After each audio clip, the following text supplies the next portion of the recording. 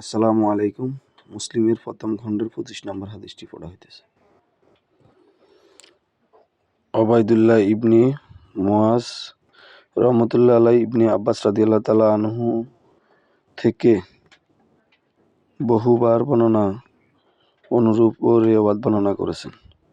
রাসূল সাল্লাল্লাহু আলাইহি সাল্লাম বলেন, আমি তোমাদের দুব্বা, নাকিব ও হানতাম এবং মুজাফফাত নামক নাজিব তৈরির পাত্রে ব্যবহার নিষেধ করেছি।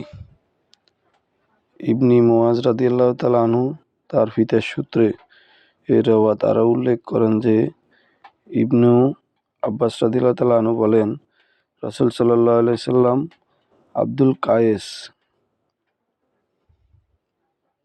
গোত্রের আশজাজ ক্ষতবিশিষ্ট দলপতিকে বললেন, তোমাদের দুটো বিশেষ গুণ রয়েছে যা আল্লাহ পছন্দ করেন: ধৈর্য ও দৃঢ়তা এবং নম্রতা।